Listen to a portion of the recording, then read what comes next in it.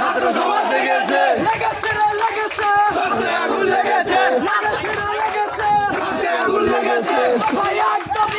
স্বৈরাচারের পদত্যাগ আগুন জ্বালো আগুন জ্বালো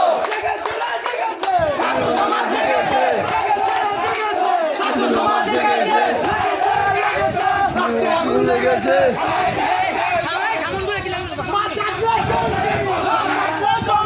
গোপালগঞ্জের গোলাপি